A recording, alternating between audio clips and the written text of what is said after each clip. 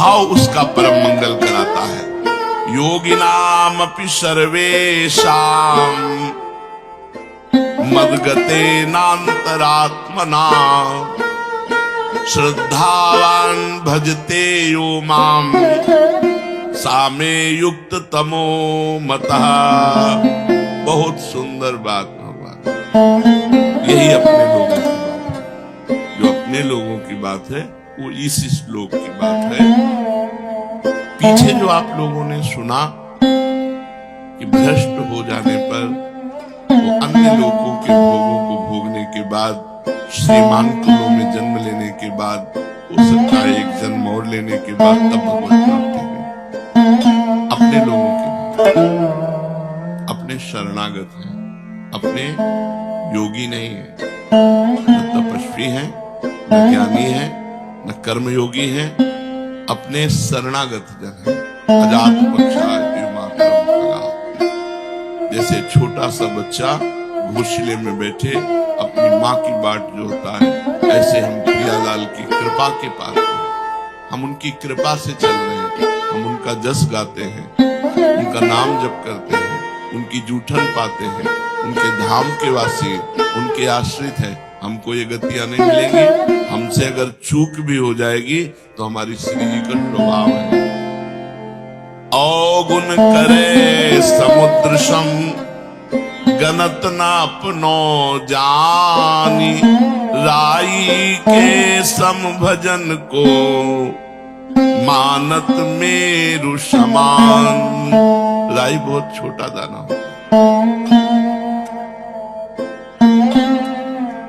अगर थोड़ी भी सेवा बन गई, थोड़ा भी भजन बन गया तो हमारी प्रियाजू से सुमेरु पर्वत के समान मानती, और अगर पाप बन गया समुद्र के समान तो मानती ही नहीं है।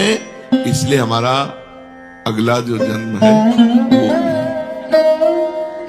हम इसी जन्म में प्रियाजू को प्राप्त करेंगे, क्योंकि हम अपनी साधना के बल से नहीं चल रहे। मेरे बल से वृंदावन रानी, हम इनके सहारे चल रहे हैं। हम शरणागत हैं, हम तपस्वी योगी नहीं हैं, हम कर्म योगी नहीं हैं, हम ज्ञान योगी नहीं हैं, हम प्रेम योगी हैं। प्रियालाल के चरणारविंद की शरण में शरणागत के अभय करके उसके सारे अपराधों को न मानते हुए, मानते ही नहीं, क्षमा करने की बात जाने दो। अवगुण करे समुद्र सम, एक दो अपराध नहीं किए, सैकड़ों पाप किए इसने, बोले मानती ही नहीं कि इसने किया है। ऐसी हमारी प्रिया जी।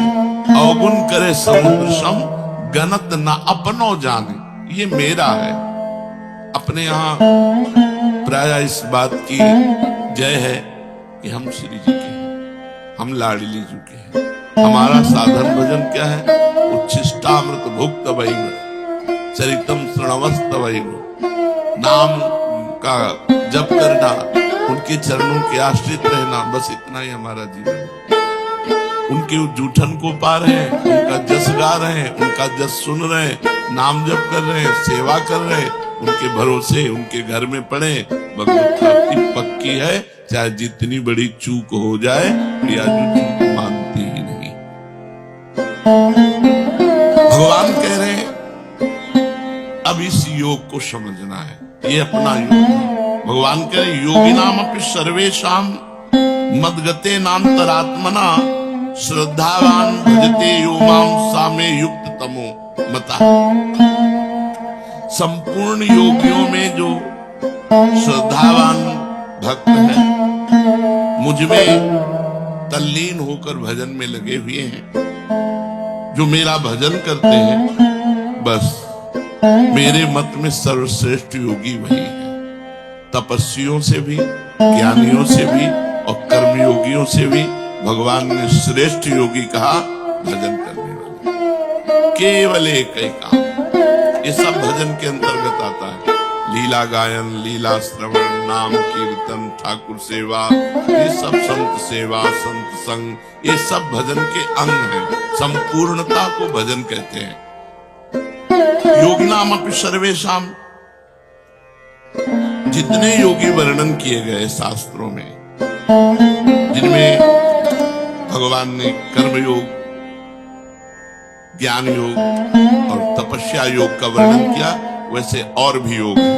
सांख्य योग, हठ योग, मंत्र योग, लय योग, बड़ी साधनाएं शास्त्रों में वर्णन की गई हैं। भगवान कहते हैं, क्योंकि भगवान के लिए ही सारे योग हैं।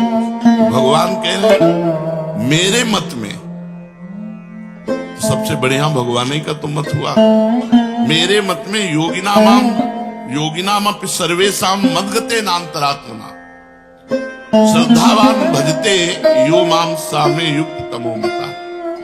इन सब योगियों से, तपस्वियों से, कर्म योगियों से, सांख्य योगियों से, लय योगियों से, और भी जो हठ योग हैं, इन सबसे श्रेष्ठ है मेरा भक्त योगी,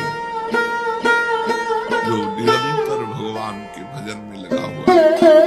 या श्रद्धावान, जो मेरे में केवल श्रद्धा करता है, योगों पे नहीं, योग पे नहीं, उसका योग से कोई मतलब नहीं। उसको मेरी प्रिया, मेरे लाल को दुनिया से मतलब नहीं, अपने प्रियालाल को हृदय से लगाए, हर समय उन्हीं को कीर्तन सुनाना, उन्हीं को पद सुनाना, उन्हीं को भोग लगाना, उन्हीं के सामने नाचना गाना, उन्हीं के चरणों में सो जाना, उन्हीं के चरणों का चिंतन करके उठना, ये श्रद्धावान योगी है जो भगवान जी से पसंद करते हैं। मेरे पर श्रद्धा और विश्वास करता है, और जिसके भीतर मेरी मात्रा है साधना की, मेरे भगवान, मेरी प्रियाजू मेरा कल्याण कर देंगे, मेरी प्रियाजू मुझे मिलेंगी, मेरी प्रियाजू मुझ जैसे नीच को भी अपना बनाएंगे।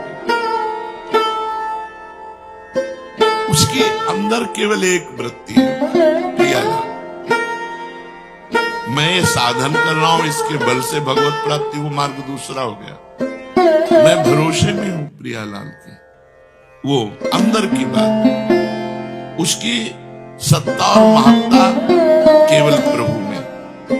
ऐसा वो श्रद्धावान भक्त मेरे में लगे हुए मन से मेरा भजन करता है, तो मद्गते नान्तरात्मना माम भजते। भगवान कह रहे हैं मैं जो निर्णय कर रहा हूं सबसे बड़ा निर्णय है, भगवान का निर्णय सबसे बड़ा निर्णय है। भगवान कह रहे जिसने मेरे में चित्त लगा दिया और मेरा आश्रय ले लिया और मेरा भजन कर रहा है, यो माम सामे युक्त तमो मता, मेरे मत में सबसे बड़ा योगी वही है। जब इस तरह से हमारा हृदय में प्रियालाल का, प्रियालाल मेरे, इसके बीच में कोई नहीं होना चाहिए, रुपया पैसा रिश्तेदार नातेदार, मैं अकेला, केवल मेरे भगवान, बस। अंतर में देखो, कोई मेरा नहीं होना चाहिए, सब कोई होते हुए भी मेरा कोई नहीं होना चाहिए। मेरे सिर्फ प्रभु और मैं प्रभु का, ये सबसे बड़ा योग है। तब मन स्वतः ही भगवान में लग जाता है, भगवान में अपनापन हो जाता है, प्रियालाल से अपनापन हो जाता है, अपने प्रियालाल, अपने ठाकुर,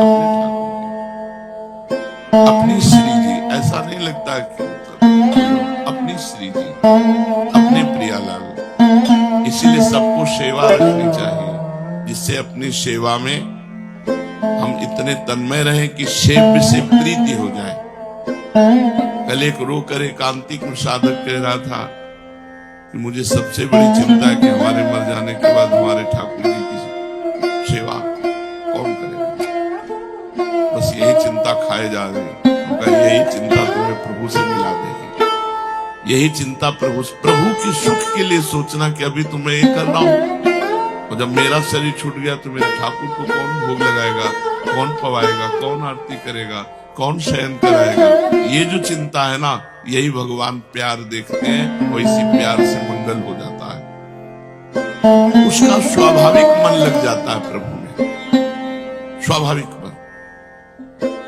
चार फूलों की सैया लगाकर देखो, रात्रि में जब शयन कराओ, सुंदर चार राय बेल के फूल डाले, गुलाब की पंखुड़ियां डाली, कोमल एक वस्त्र उसके ऊपर बिछा दिया कि फूल चुभे ना, क्योंकि फूल से भी सुकुमार हमारे प्रियालाल हैं, और ऐसे शयन करो कैसा सुख मिलता है। फिर चरण चापो, देखो कैसा सुख मिलता है। भगवान इसी को कह रहे हैं, मेरे मत में सर्वश्रेष्ठ योगी है। वो खाते पीते उठते बैठते चलते फिरते सोते जागते सभी क्रियाओं में भगवान का नाम जप करता है, भगवान का चिंतन करता है, उसका मन भगवान में लगा रहता है। जो केवल प्रभु का हो जाता है, मैं केवल प्रिया, जिसका मन व्यक्तिगत कोई अस्तित्व तो नहीं रखता, प्रियाजू के लिए, ये फूल प्रियाजू के लिए, ये इत्र प्रियाजू के लिए, ये भोग प्रियाजू के लिए, जो देखा वो सब प्रियाजू के लिए, अपने लिए भूल गया। ये सबसे बड़ा योगी है, अपनी चाह भूल गया, अपने प्रियालाल के सुख के लिए उसकी व्यक्तिगत कोई चाह नहीं होती। उसकी साधन भजन जप कीर्तन श्रवण मनन सब प्रभु के लिए होता है, सब प्रभु के लिए, अपने लिए नहीं। अपना कल्याण हो, ये बात हट जाती है शरणागत की, क्योंकि अपना कल्याण तो हो चुका हम प्रभु की शरण में। अब हमें जो करना है अपने प्रभु के लिए करना है। उसकी जितनी भी परमार्थिक क्रियाएं हैं, साधन भजन जप कीर्तन श्रवण मनन, वो सब प्रभु के लिए होता है।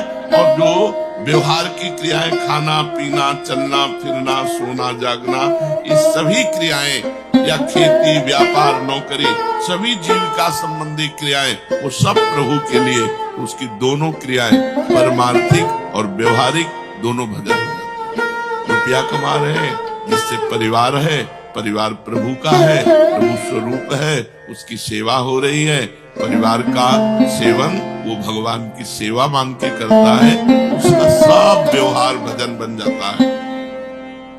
अनन्य भक्त के भजन के स्वरूप को भगवान यहाँ कह रहे हैं कि वो मेरी प्रसन्नता के लिए सारे कर्म करता है। मेरी प्रसन्नता के एक कर्म करता है अपनी प्रसन्नता के लिए, और एक भगवान की प्रसन्नता के लिए कर्म करता है। जो भी कर्म है, खेती किसानी व्यापार नौकरी व्यवहार जो भी है, वो सब प्रभु की प्रसन्नता के लिए करता है और भगवान के परायण रहता है। वो केवल भगवान का भक्त है, संसार का भक्त नहीं। वो संसार की आसक्ति को छोड़ करके केवल भगवान से, इसलिए भगवान कहते हैं मदगते नाम तरात्मा, उसने अपनी अंतरात्मा मेरे को समर्पित कर दी।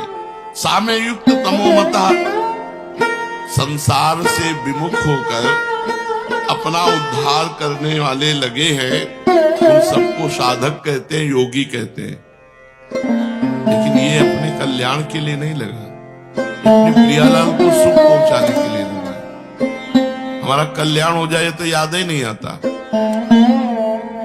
अगर सच्ची शरणागति है तो ये बात सुनकर कि वो भ्रष्ट योगी स्वर्ग जाएगा नरक जाएगा ये होगा वो, तो आपको लगेगा सब मेरी बातें नहीं, मैं योगी हूं ही नहीं, मैं तो प्रियालाल की शरण में हूं। हमारा निर्णय संसार के भागवतिक विधान में नहीं होगा, हमारा निर्णय निकुंज में होगा। और निकुंजेश्वरी का स्वभाव ऐसा है, बड़ी करुणामयी दयामयी कृपामयी, अपराध मानती ही नहीं, छोटी सी सेवा को पहाड़ करके मानती। हमारा तो काम बन गया। हमें हर समय पुलकित रहना है कि हमारा संबंध श्री जी से है, हमारा कल्याण साधना से नहीं संबंध से होगा। और इस संबंध को आचार्य गुरु ने करवाया है, हमारा कल्याण होगा। कल्याण की बात अगर सोचकर तुम्हारे मन में क्षोभ हो तो अभी तुम शरणागत नहीं हो। अपने कल्याण की बात सोचना शरणागति में कलंक है। हमें प्रभु के विषय में सोचना है, प्रभु की चर्चा। हम तो जैसे नीच पामर हैं ही, हमको तो स्वीकार कर लिया श्री जी ने, हम तो श्री जी की शरण में। अब अपने विषय में क्या सोचना, अब श्री जी के विषय में सोचना, अब श्री जी की प्रसन्नता के लिए कार्य करना। जो संसार से विमुख होकर साधना में लगे हुए हैं, सगुण निर्गुण जो परमात्मा का भजन कर रहे हैं, ये सब युक्त तर हैं। परंतु जो केवल भगवान में लगा हुआ है, भगवान कह रहे ये युक्ततम है, सर्वश्रेष्ठ है, केवल भगवान से मतलब। वो भक्त युक्ततम तभी होगा जब कर्म योग, ज्ञान योग और भी तपस्यादि योग, इनमें से किसी में उसकी रुचि नहीं। भगवान का नाम जब, भगवान के नाम कीर्तन करना, भगवान की कथा सुनना, भगवान की श्री विग्रह की सेवा करना, भगवान के लिए व्यापार नौकरी करना, उसका सिर्फ मतलब केवल प्रभु से है, किसी योग से नहीं। श्रद्धा विश्वास पूर्वक प्रभु में तल्लीन हुए मन से भजन करने पर वो उत्तम योगी कहा, उत्तम योगी। कारण कि भगवान महायोगेश्वर है, संपूर्ण योगों के महान ईश्वर हैं। तो जब महायोगेश्वर प्रभु श्री कृष्ण की शरण में हो गए तो अब शरणागत का कौन सा योग बाकी रह गया?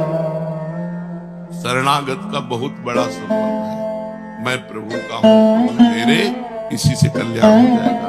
कोई भी त्रुटि ही नहीं मानी जाएगी। कोई त्रुटि, कोई अपराध, कोई पाप उसको भगवत प्राप्ति से नहीं रोक सकता। इसका मतलब ये नहीं कि वो मनमानी आचरण करता है, नहीं, वो तो अपना मन प्रभु में लगा रहा है। अगर कहीं त्रुटि हो गई, अगर कोई गलती हो गई, कोई आसक्ति कर बैठा, तो भगवान उसकी सब इन गलतियों को क्षमा करके मानते ही नहीं, तो अपनी शरणागति के बल से उसका कल्याण करते हैं। युक्ततम भक्त कभी योग भ्रष्टों की गति में नहीं जाता। शरणागत कि उसका दोबारा जन्म होगा कुलवान, धनवान या योगियों के कुल में, नहीं, इसी जन्म में। ये शरणागति की विशेष महत्ता है। भगवान ये मेरी शरण में है, भगवान देखते हैं। कारण कि उसका मन भगवान में लगा है, भगवान भी उसको कभी नहीं छोड़ते। हमारा लक्ष्य है कि हम बिहारी जी दर्शन करने जा रहे हैं, बिहारी जी देख ले कि हमारे लिए आ रहा है, और बीच में बाजार में फंस गया, इधर उधर देखने लगा, तो अंदर लक्ष्य तो चल रहा है ना, यार बिहारी जी जाना है, यार समय हम इधर उधर, अंदर व्याकुलता लग रही, पर इतना मनोमोहक दृश्य है, वो दृश्य देख रहा है, चाट पकौड़ी देख रहा है, पर अंदर चल रहा है उसके, या बिहारी जी दर्शन करने जा रहा है। तो बिहारी जी इस बात को पकड़े, चाट पकौड़ी बीच में खाने लगा, इधर उधर देखने लगा, इस बात को बिहारी जी नहीं देखते। बिहारी जी देखते कि ये मेरे दर्शन के लिए चला है, बस इस बात का फल मिलता है, इस बात की कल्याण और सदगति होती है। जैसे कोई भगवान के भजन में चला, अब अंतिम समय इतनी पीड़ा है, इतनी कि वो भगवान का स्मरण नहीं कर पाया। शरणागत बेहोश हो गया, भगवान की याद करने लायक नहीं रहा। अन्य साधक योग भ्रष्ट का आ जाएगा, लेकिन यहाँ शरणागत की बात चल रही, तो भगवान उसकी याद करते हैं। वो योग भ्रष्ट कभी हो ही नहीं सकता। ततस्तम म्रियमाणम तो काष्ठ पाषाण सन्निभम अहम स्मरामि मद भक्तम नयामि परमाम गतिम। ये है बहुत बढ़िया बात। अब उसका हृदय काष्ठ के समान, पाषाण के समान दुख में ऐसा डूब गया मरते समय कि भगवान का स्मरण नहीं आया। यही सदगति बिगड़ जाती है। अन्य योगियों की यही सदगति बिगड़ती है। बेहोश हो गया, अधिक कष्ट में, मूर्छा में, और भगवान का स्मरण नहीं हुआ, तो उसकी सदगति बिगड़ गई। लेकिन भक्त की जो शरणागत है, कह रहे हैं उस म्रियमाण भक्त का मैं स्वयं स्मरण करता हूं और उसको परम गति प्रदान करता हूं। अंतिम समय भक्त स्मरण करे तो सदगति, और भक्त मतलब जो और योगी है स्मरण ना करे तो उसकी गति बिगड़ जाएगी। लेकिन जो शरणागत है उसकी नहीं बिगड़ेगी, वो स्मरण करे न करे, भगवान उसका स्मरण करते हैं और उसको परम गति की प्राप्ति होती है। उस पंक्ति में अपने लोग बैठे हैं, अपने लोग इसी पंक्ति में बैठे, शरणागति की पंक्ति में बैठे। कितनी बढ़िया बात है कि अंत समय यदि हमारे से स्मरण नहीं हुआ तो हमारा स्मरण हमारी प्रिया जो कहेंगी और कहेंगे बुला उसको। अन्य कोई गति नहीं हो सकती। अब अपने लोगों की अन्य कोई गति नहीं, योग भ्रष्टों वाली गति नहीं।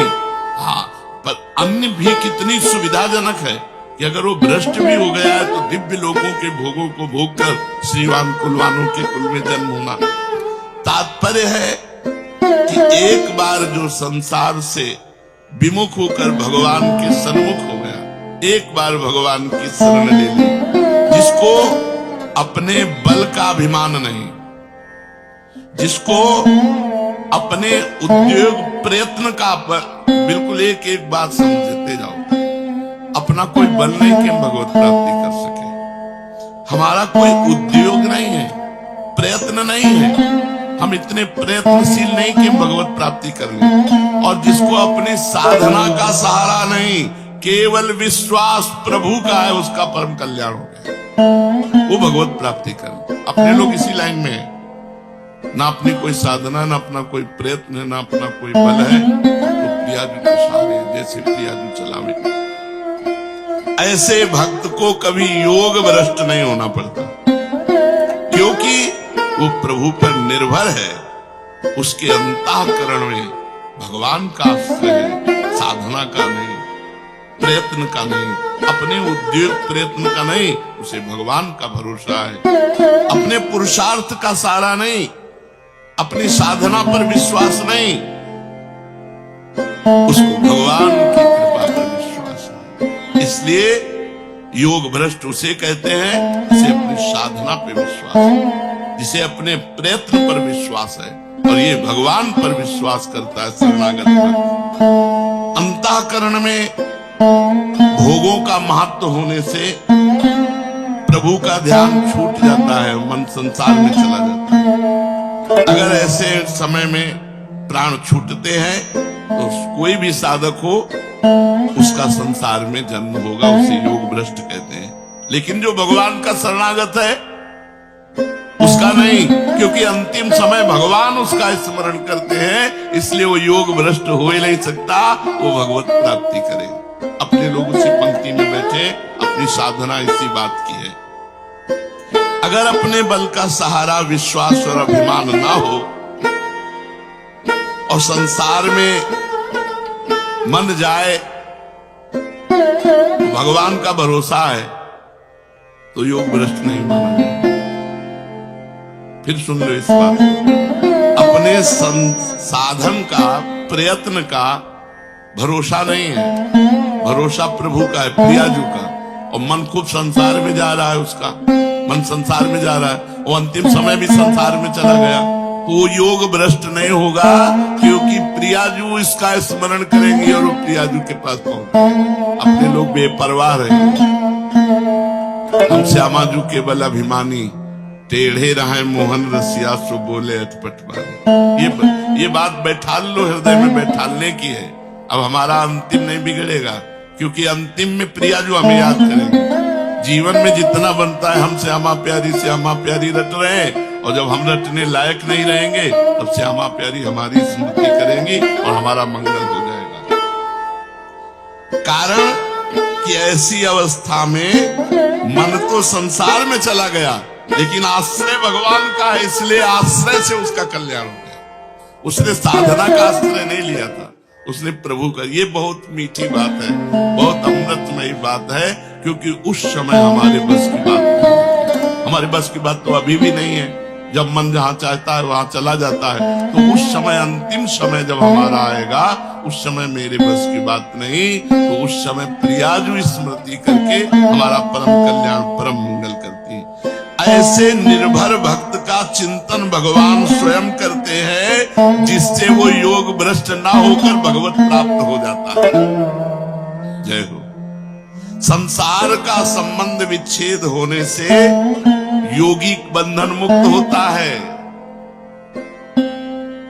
लेकिन ये संसार का चिंतन करने पर भी भगवान को प्राप्त होता है। ये खास बात है शरणागति की। अंतिम समय संसार का चिंतन चला गया, लेकिन आश्रय किसका है? प्रियाजू का। अंदर आश्रय प्रियाजू का, प्रभु का आश्रय। तो इसका परम कल्याण आश्रय से हुआ, मन आने जाने से नहीं।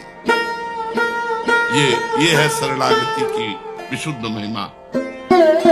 वो निर्विकार परम सुख, परम शांति, परम आनंद का अनुभव करेगा, उसकी पूर्णता में कभी कोई कमी नहीं हो सकती, क्योंकि अंतरात्मा से उसने प्रभु का आश्रय लिया है।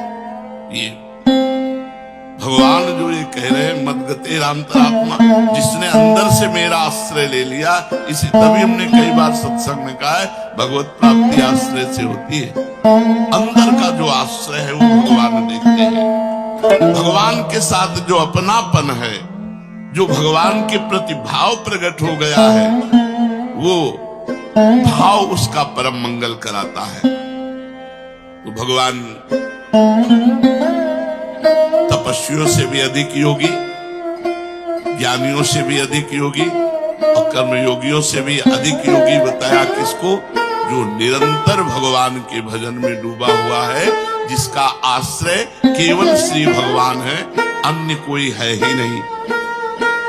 भगवान कह रहे मय्यासक्त मनाः पार्थ योगम युञ्जन मदाश्रयः असंशयं समग्रं मां यथा ज्ञास्यसि तच्छृणु।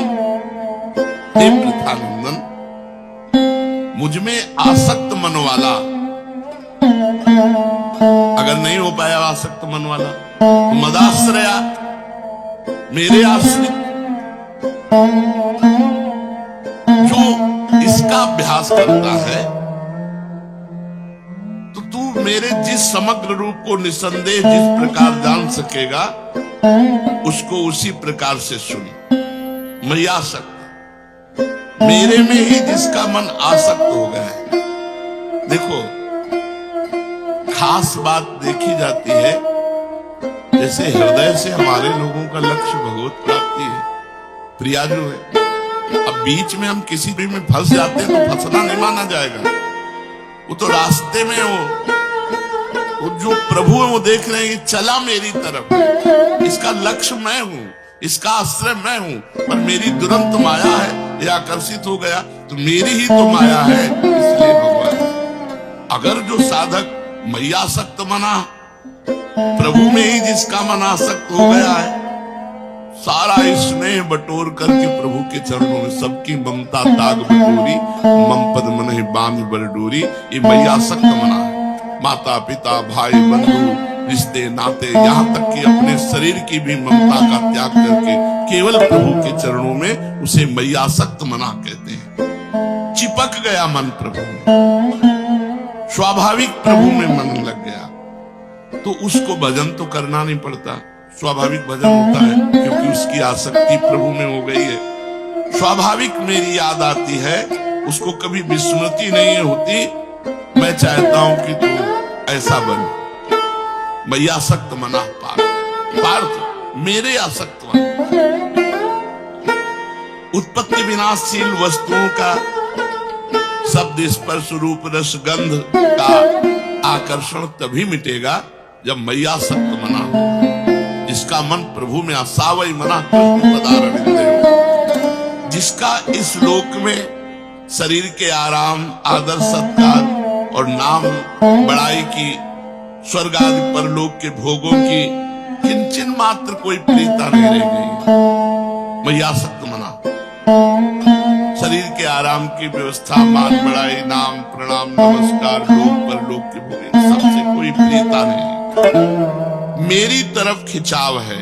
ऐसे उपासक को मय्यासक्त मना कहते हैं। साधक कैसे भी प्रभु में लग जाए,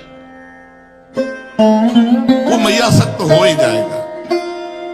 अगर वो कहीं इधर उधर चलेगा ना, मन चलाएगा, तो उसको ऐसी ठोकर लगेगी कि अपने आप सही मार्ग में चलेगा। पक्का मान लो, जिससे आसक्त होगा वही ऐसे वचन कहेगा, वही ऐसी क्रिया कर देगा कि उसका मन हो जाएगा, अरे मैं तो परमार्थ छोड़कर, भगवान छोड़कर इसके लिए आसक्त हो रहा हूं, ये हमें क्या, वो अपने आप सही रास्ते में आ जाएगा। जिधर वो आसक्त होना चाहेगा, तो ये भगवान की भी तो जिम्मेवारी है। भगवान खींचते हैं, कृष्ण आकर्षण, हमको और कोई विषय खींच करके अपने में रोक नहीं सकता, क्योंकि भगवान ने खींचा है। खड़े हो सकते हैं, लड़खड़ा सकते हैं, लेकिन लक्ष्य नहीं बदल सकता। अब ये लक्ष्य नहीं बदल सकता कि चलो अब ये भोग मिल गया, विश्राम। उसका लक्ष्य अंदर जागृत है भगवत प्राप्ति, अंदर लक्ष्य उसका जागृत है भजन। और थोड़ी देर के लिए मनोरंजन के लिए रुक गया तो उसी मनोरंजन में ऐसी चोट पहुंचाई जाएगी कि उसका हृदय व्याकुल होकर फिर भगवान की तरफ भाग पड़ेगा। और देखो, निश्चिंत हो जा, हम लोग प्रियालाल की शरण में हैं, पर इतनी चिंता करने की बात है कि उनका भजन न छूटे, उनका आश्रय न छूटे, किसी व्यक्ति का आश्रय न हो जाए, कहीं धन का आश्रय न हो जाए, कहीं साधना का आश्रय न हो। सर्वेषु साधन वरेषु चिरम निराशा, तो वर्षंत में सहजाद्भुत शोक केदाराम श्री राधिका चरण रेणु भाव स्मराम। अपने को नरक स्वर्ग की कोई चिंता नहीं, अपने को बस चिंता श्री जी की सेवा की रहनी चाहिए। और भजन साधन जो दिनचर्या है, ऐसे मार्ग में लगे हो कि अंतिम समय वो हमारा स्मरण करके ले जाएंगे। हमारी जिम्मेवारी नहीं है, हमारी जिम्मेवारी नहीं। जैसे अंतिम समय हर योगी को मन को संभाल कर परमात्मा में लगाना होगा, अगर नहीं लगाए तो भ्रष्ट हो जाओगे। लेकिन अपने लोगों को ये भी बात कही, मन संसार में चला गया तो प्रिया जो है ना हमारी, वो हमारा स्मरण करेंगी और अपने पास बना लेंगे। श्री राधा वल्लभ लाल।